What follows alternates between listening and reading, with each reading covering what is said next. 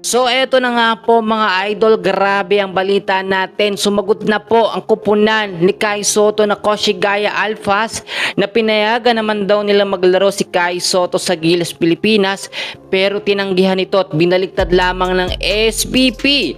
Aalamin natin ang mga detalye. So mga kaibigan, recently alam naman natin okay na at nasa lineup na etong si QMB na bigyan po siya ng last minute na kontrata ng SBP. At dapat nga hindi na ito tinanggap ni QMB kasi nababash ngayon ng SBP, kaya gumawa sila ng paraan.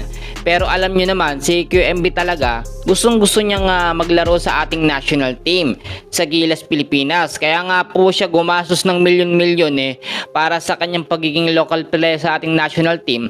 Tapos hindi naman siya bibigyan ng kontrata ng SBP kasi pera-pera talaga yan.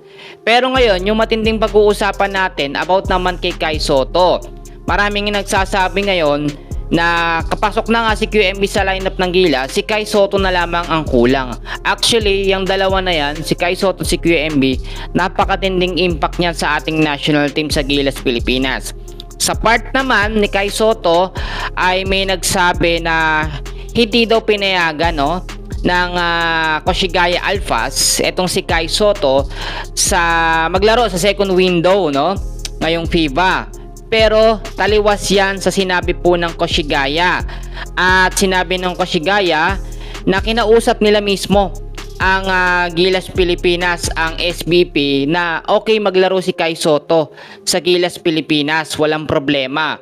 Pero ang pinapalabas ng SBP at ng Gilas Pilipinas, syempre ang may hawak sa Gilas ang SBP, na si Kai Sotto daw ay hindi pinayagan ng Koshigaya Alphas kasi nga kinakailangan pang mag-training at si Kai Sotto daw ay nasa injury list pa rin daw hanggang ngayon. Well, nakapaglaro na nga po ng 5 games ang ating pambato na si Kai Sotto, tapos sasabihin nila na nasa injury list. Well, ngayon, kahit pinayagan ng Koshigaya Alphas si Kai Sotto na maglaro sa Gilas, hindi naman ito inasikaso ng SBP at ng Gilas Pilipinas.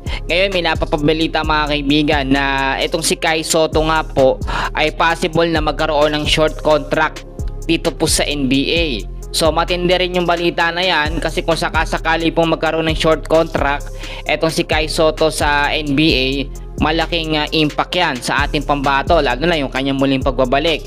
Ang magiging laban kasi ng Gilas Pilipinas mga kaibigan, sa February 26 na po yan. Una nilang kalaban ay New Zealand. At sa March 1 naman, laban sa Australia.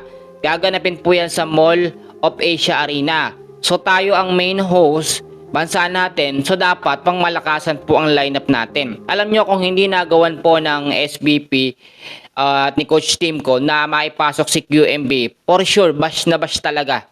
Ang SBP, kasama na dyan si Coach Timko at ang Gilas Pilipinas team natin. Pero alam nyo, pag walang Kai Sotto talaga sa lineup ng Gilas, nakakatamad manood. Aminin natin yan. Lalo na yung pagbabalik ni Kai Sotto ngayon na sobrang matiba na.